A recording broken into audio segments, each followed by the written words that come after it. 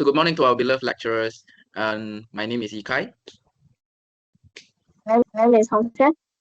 My name is Xuan Ling. And today we're going to present about the management accounting assignments, which is about the budgetary process. And today we're going to conquer about 4 topics, which is the budgetary process, the zero-based budget, the practical issue phase, and the budgeting analysis. So the first is the budgetary process. The budgetary process is the process of reviewing the past budgets and planning budgets to forecast their revenue. It's really used for the company and the institutions. Next slide. And today I'm going to talk about the 2 important steps to explain in the total 8 process. And the first one is the preparations of the sales budgets. So sales budget is the financial plan that estimate the company total revenue in a specific time period. The sales budget forecasts the expected revenue based on the demands and pricing trends. And the advantage is it allowed the company to strengthen the facilitation plannings and resource allocations. So they can predict how much they need to sell and they produce how much of the materials. And they can help in identify risks and supply chains. So for example, the Nike anticipated shutdown risk in Vietnam and they decided to shift their supply chains to China and also Malaysia. And the disadvantage is also the lead of the misallocations if over or underestimated. If you're overestimated, you produce more and it will cause some weightage. If you're underestimated, you will earn less. For example, the Nestle product line is rapidly changed based on the customer preference, and they need to always change, so they need to have an exact sales budget. And next is the negotiation with higher management. So after the sales budget, after the whole budget draft is done, the finance department need to discuss with the draft of the budgets and negotiate about the adjustment on product capacity, resource constraints, or changes in strategic priorities. So for the advantage of this step, it's create greater transparency and mutual understanding. And both departments can communicate for a wide strategy and increasing company communications. So for the disadvantage, the negotiation process will increase time cost and resource intensive. And the meetings, the consultation, and the information transfer, it costs a lot of time budgets and also the money. Okay, next. Zero-based budgeting.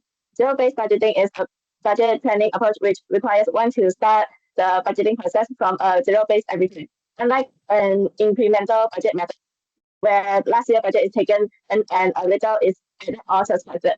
Zero-based budgeting asks for the justification of every single expenses as it is a newly incurred cost. That is to say, nothing can be carried over automatically. Cost control. By constantly questioning why and how much you need, you quickly became aware of the money that is simply going to waste.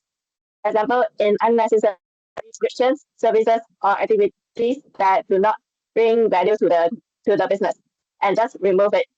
Strategy alignment. This refers to the ensuring that the money spent is in total harmony with most important goals of the company at the present time. The management needs to rank the activities they have to propose, making sure that the first activities to be funded are the ones with the highest priority. Decision package. These are the main zero-based budgeting tools where each unit is required to generate a package, which is a complete description of their need. Along with the cost, the package should benefit the organization by explaining in detail that the expected benefit and even suggesting different ways of doing the activities. Next, zero-based budgeting in practice. ISRO public sector. Zero-based budgeting helps the space and agency ISRO in India to be extremely efficient and frugal, as their budgets are usually tight and constrained by the government. Their approach is very throughout and involves going through each dollar spent to ensure that it is detectable to the most essential parts of the mission, and that is the main reason they achieve so much with such a relative small amount of money. Starbucks turnaround. In a period when the company had lost its focus, they restored the zero-based budgeting in order to find the unnecessary corporation office expenses. Afterwards, they reallocate those funds to what was truly of greatest importance. More hours of service enhancers and updated technology in storage efficiency is improved. Strategy 2. Simply put,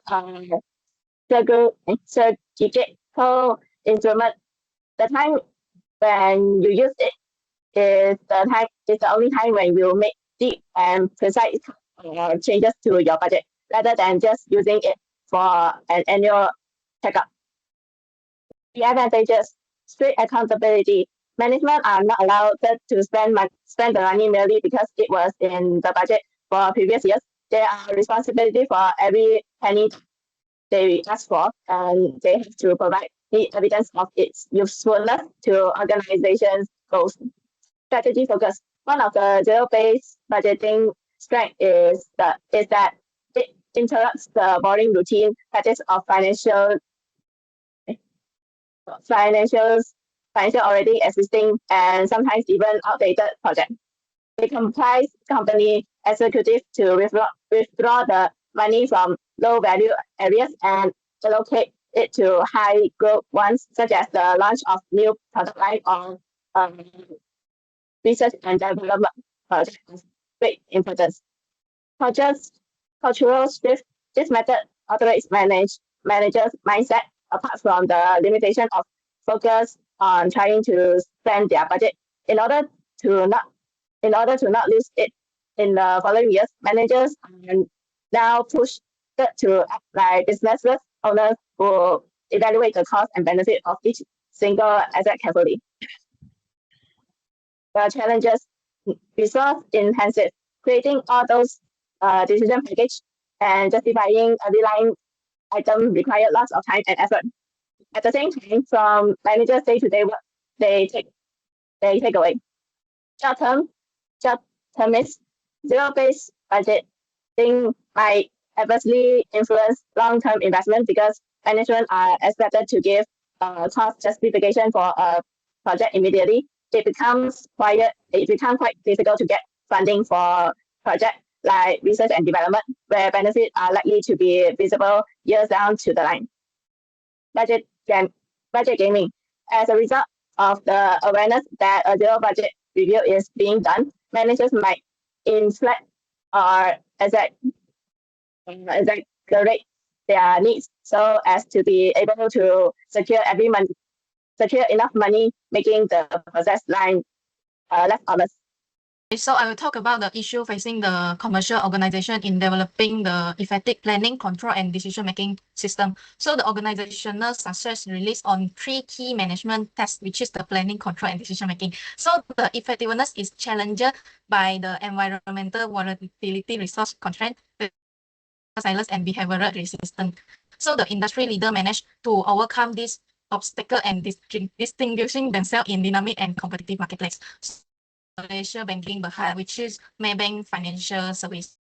So Maybank serves as a crucial pillar in the Malaysian financial sector, exemplifying systematic stability. So the M25 strategy plan provides a cohesive framework for this diverse business unit and focusing on digital and sustainability goals. So this structure contributes to resilient organization capable of enduring economic challenges. So a significant issue is the innovation versus control paradox. Despite advanced data analytics supporting decision making. So there is a talent gap in financial expertise and technological skill. So integration challenges is with legacy system and friction, which is may lead to complacency and vulnerability to angel fintech competitors. So the second is Petronas oil and gas. So Petronas operates in capital intensive global energy industry. So wave flow planning can impose significant losses. So the company employed sophisticated scenario planning that accommodate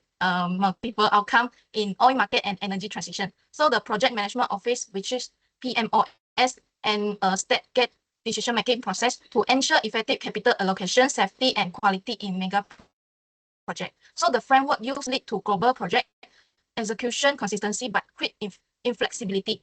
So as they are risk averse and slow, potentially missing opportunity in faster renewable sector. So, and the energy transition present a challenges as project system are not the adaptable nature of new energy models. And the third one is Celcom DG Berhad, which is the telecommunication. So the formation of Salcom PG Berhad highlight the integration and market agility challenges in a competitive telecommunication industry, and the responsive decision-making teams drive rapid innovation for customer.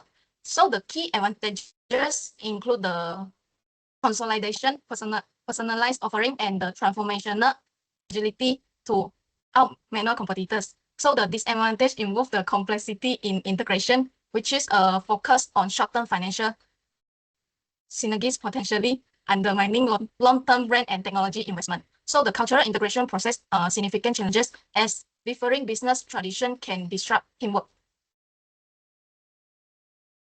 So move to the budgetary analysis. Today, I was going to introduce you two analysis, which is variance analysis and so the break-even analysis. So first, let me know about the variance. Variance analysis is the computational technique that measures the difference between actuals and budgeted performance.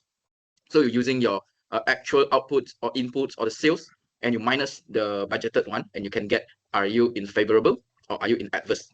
So the advantage of the variance analysis enables organization to compare actual result against budget, knowing what's the organization's over and underestimated. And it helps in internal control over the cost revenue, reducing waste, and also enforcing the financial disciplines during the manufacturing.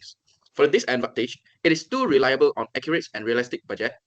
So if the budget is unstable, the result will be misleading and misunderstanding by the management. And the potentials of manipulation risk. Some of the management will like to change their data to make it more financial healthy and publish it to the publics, and it will cause some misunderstanding and also misleadings for the financial informations. Next, please. And for the break-even analysis is the calculations on how sales and cost variance affect a company operation profits. And it helps the companies to calculate how much the minimum sales requirement to remain unlost for a company.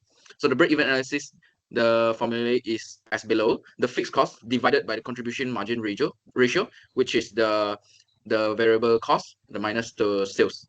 And the advantages is to help in support pricing and cost decisions. It helps managers to test the impact of changes in price, variable cost, or fixed cost in profitability.